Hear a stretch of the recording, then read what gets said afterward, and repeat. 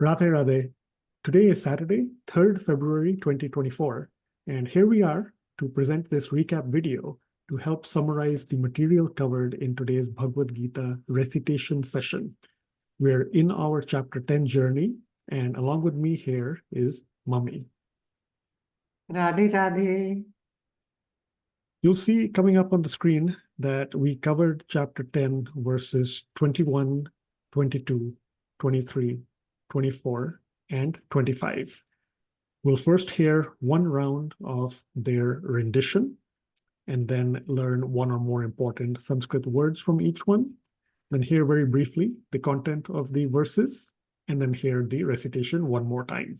So we'll get started with chapter 10, verse 21. Adityanam aham Vishnuhu Jyotirsham Ravir Anshuman Marichir Marutam Asmi Nakshatra aham Shashi Vedanam Samavedosmi Devanam asmi vasavaha Indriyanam manaschasmi Bhutanam asmi chetana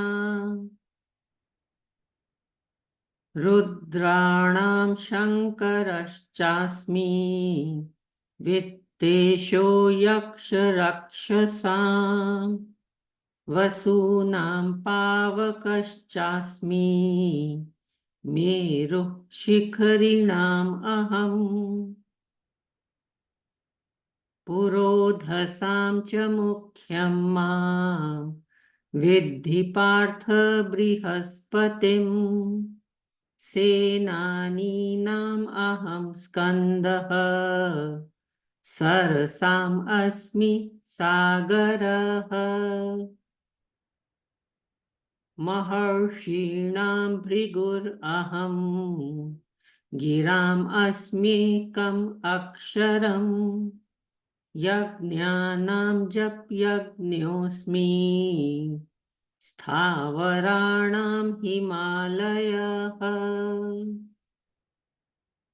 And we will look at one difficult word from each verse.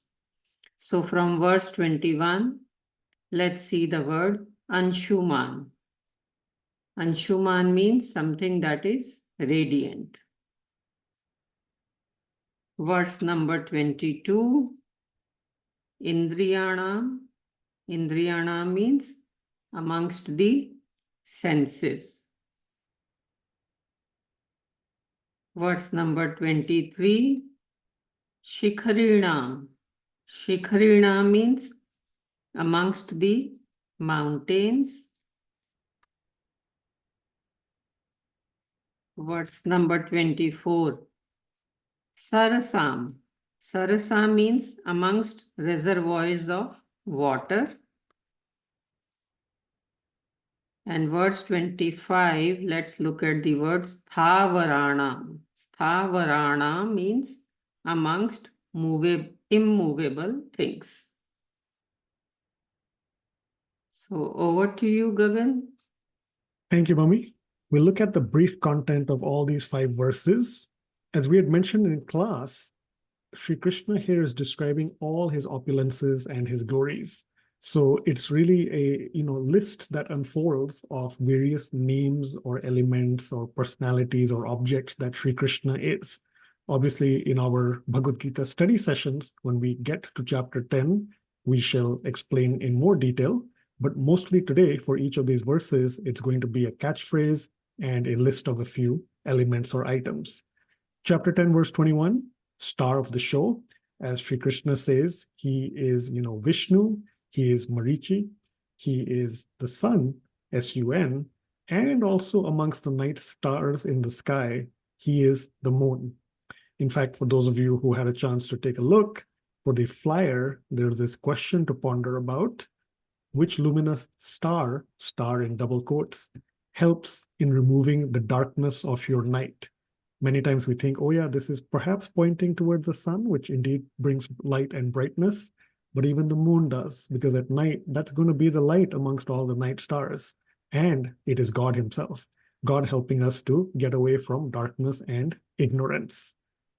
Chapter 10, verse 22, the catchphrase here, play on words, is sense and sense ability. Sri Krishna says that he is, amongst all the Vedas, he is the Samved, amongst the celestial gods doing all the various administrative functions. He is Indra. He is amongst the senses, the mind, and amongst all living beings, he is consciousness.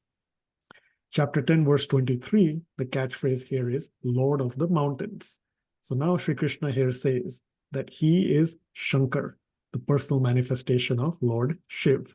He also says that he is Kuber, he is Agni, and amongst the mountains, he is Meru. Chapter 10, verse 24, a phrase we've heard often, ocean of bliss. Sri Krishna says he is Brihaspati, he is Kartikeya, best amongst all the warrior chiefs, also the son of Lord Shiv. And Sri Krishna says amongst all the reservoirs of water, he is the ocean. Of course, we know that he is bliss himself, not just full of bliss, but bliss himself. So Sri Krishna is the ocean of bliss. And finally, chapter 10, verse 25, as a question you might have heard before, what's in a name? On one hand, it may not matter because you can take whatever name you like. On the other hand, we also hear from Sri Krishna that he is the chanting of the holy name. So that brings so much importance and essence to it. God himself is in his name. Sri Krishna says that he is Bhrigu, he is the transcendental sound Om, he is the Himalayas amongst all that is immovable, and he is the chanting of the holy name. Therefore, they stress and emphasis in this yoga especially on chanting and kirtan.